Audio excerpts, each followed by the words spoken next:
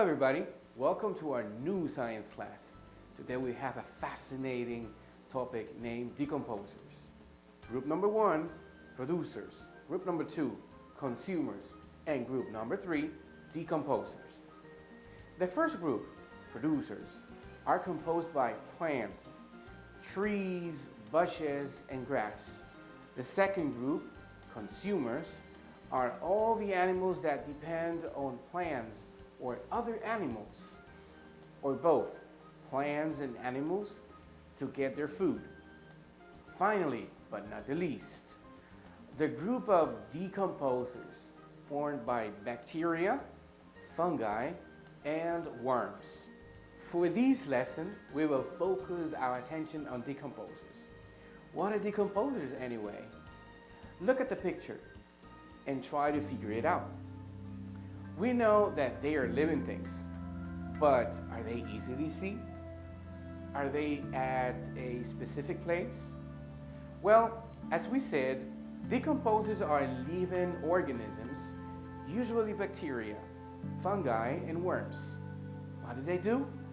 They decompose or break down remains or wastes from dead plants and dead animals.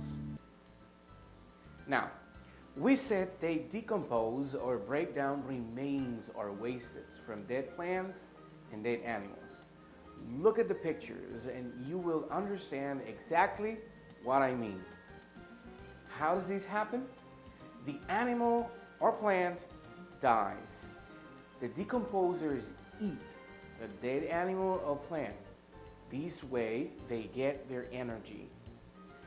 When they do this, they release or give back to the soil all the nutrients and minerals trapped within the dead material.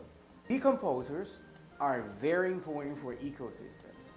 If they weren't in these ecosystems, the plants would not get essential nutrients, and dead matter and waste would pile up. Can you imagine the amount of dead animals or plants we would have if there were no decomposers? Many kinds of decomposers are tiny, little, microscopic, meaning that they can't be seen without a microscope. Others, like fungi, can be seen with our eyes. There are some kinds of decomposers. Some are called bacteria, decompose meat and wastes from carnivores. Another type of decomposers, called actinulites, only break down dead plants and wastes from herbivores. Decomposers play an important role within ecosystems. Every single living organism has energy, nutrients, and minerals within their bodies. They sustain the lives of every single little creature in this planet. When an organism dies, these nutrients and minerals are trapped within their bodies of any type of plant or animal.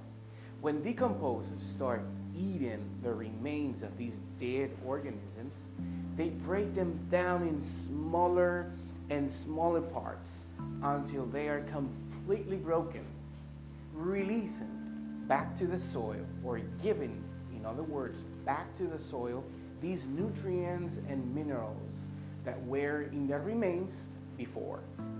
So in a certain way, it recycles to be used by any future plant growing in that area.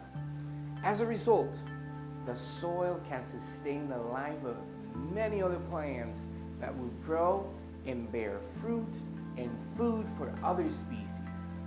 Now, can you see how important are decomposers for every ecosystem? To prove yourselves how much you learned, why don't you answer the following questions? Question number 1. According to how living things get their energy, how many groups of organisms can we find in an ecosystem? Yes, you know it. We can find 3 groups: producers, consumers, and decomposers. Question number 2. What are decomposers?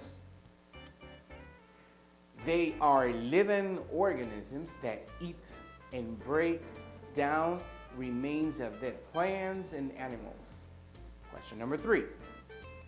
What is the role of a decomposer in an ecosystem?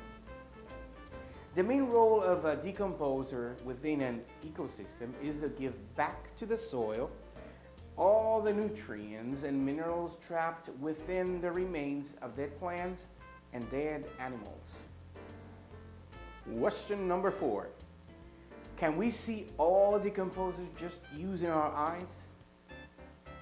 Some decomposers, like fungi and worms, can be seen just using your eyes, but some others, like bacteria, can only be seen with a microscope.